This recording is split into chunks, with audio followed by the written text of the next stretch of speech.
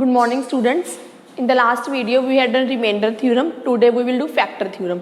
So factor theorem says that let px be any polynomial and a is real number. Then if pa equal to 0, then x minus a is factor of px. Did you remember what is pa? Pa is remainder. So if remainder equal to 0, then that thing divides completely. If it divides completely, that means this is a factor of px. Its converse is also true that if x minus a is a factor of px, factor means completely divides. Completely divides means remainder equal to 0. So what is the remainder? Remainder is pa. So that means pa equal to 0. So if pa equal to 0, then x minus a is factor of px. And if x minus a is factor of px, then pa equal to 0, where a is any real number. So let us do questions related to this theorem. Check x plus 2 is factor of x cube plus 3x square plus 5x plus 6. हमने check करना है कि क्या x plus 2 जो है वो factor है इस गिवन पॉलिनोमियल का.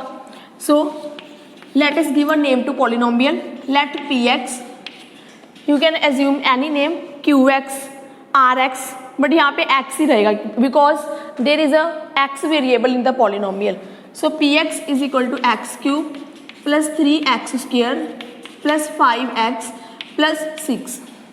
Now put x plus 2 equal to 0, x is equal to minus 2. So here minus 2 is our a. So now put this number in the polynomial at the place of x. P minus 2. Wherever x, put the value minus 2. So minus 2 raised to power 3 plus 3 minus 2 raised to power 2 plus 5 minus 2 plus 6.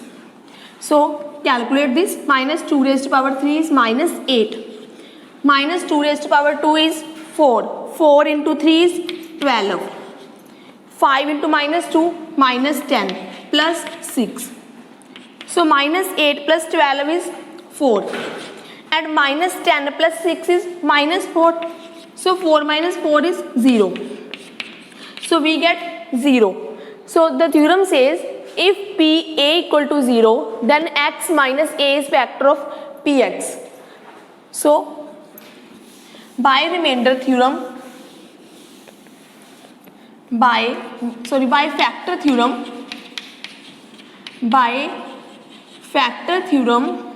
x plus 2 is factor of px. अगर हमारे पास यहाँ 0 आता है तभी हम कहेंगे कि ये फैक्टर है. अगर 0 नहीं आता तब हम कहेंगे कि x plus 2 is not factor of px. Get it? Now next question.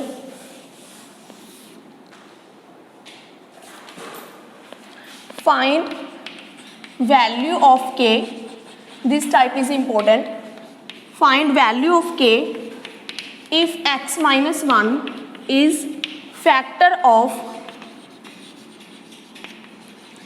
4x cube plus 3x square minus 4x plus k.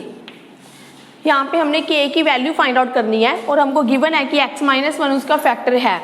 तो यहाँ पे सेकेंड स्टेटमेंट लगेगी. हमको गिवन है कि x माइनस ए फैक्टर है तो हमने k की वैल्यू फाइंड आउट करनी है. अगर x माइनस ए फैक्टर है होता है तो pa किसके इक्वल होता है? 0 के.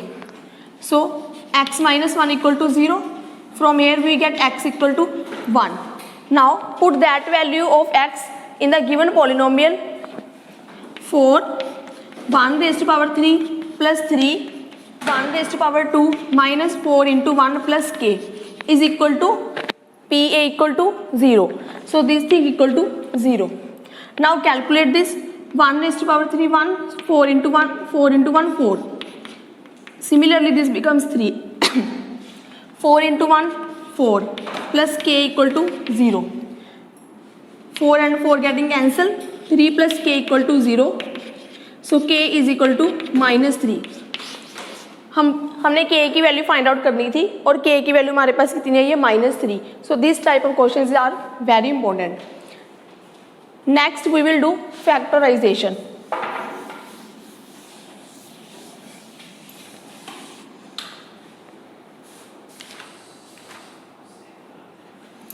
Factorize. So students, now we will do factors.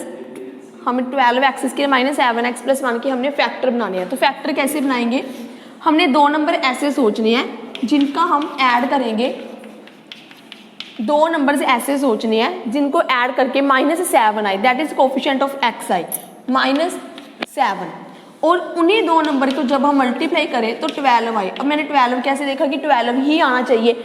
जो यहाँ पे नंबर होगा x² का कोफिशिएंट और जो कांस्टेंट टर्म होगी उनको मल्टीप्लाई करके जो नंबर बनता है वो नंबर बनना चाहिए.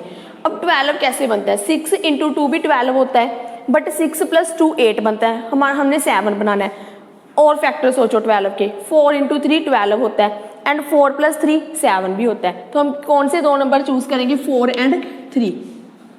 सो फर्स्ट टर्म को आपने एज इट इज लिखना है, लास्ट टर्म को भी आपने एज इट इज लिखना है. जो मिडिल टर्म होगी उसको स्प्लिट करना है. तो 7 को स्प्लिट कर देंगे हम 4 और 3 में, क्योंकि हमने 4 और 3 दो नंबर यहाँ पे सोचे हैं. तो -4 और -3 बन गया हमारे पास -7. सो यहाँ अब हम फर्स्ट 2 टर्म से कॉमन करेंगे और लास्ट 2 टर्म से हमने जो कॉमन करना है. फर्स्ट 2 टर्म से हमारे पास क्या कॉमन आ रहा है, 4x. तो अब इसको इसके साथ डिवाइड करके अंदर क्या आएगा, 3x ब्रैकेट्स में -1. इन दोनों में से ओनली 1 ही कॉमन आ रहा है और कुछ नहीं कॉमन आ रहा. अब आपने देखना है कि ये जो दोनों टर्म्स है ये आपके सेम होनी चाहिए. अगर तो ये दोनों टर्म्स सेम है दैट मीन्स आपके फैक्टर्स बिल्कुल ठीक बन रहे हैं. तो जो सेम टर्म्स है एक तो वो लिख देनी है, और साथ में जो यहाँ पे और यहाँ पे कॉमन हमने किया होगा वो वाली टर्म लिख देनी है. तो ये दो जो आगे वो इस पॉलिनोमियल के फैक्टर है. और अगर आप इन दोनों को मल्टीप्लाई करोगे तो आपके पास यही पॉलिनोमियल दोबारा आएगी. तो हम एग्जाम में चेक भी कर सकते हैं कि हमारा क्वेश्चन ठीक है या नहीं. Now you can do exercise 2.3. So thank you students.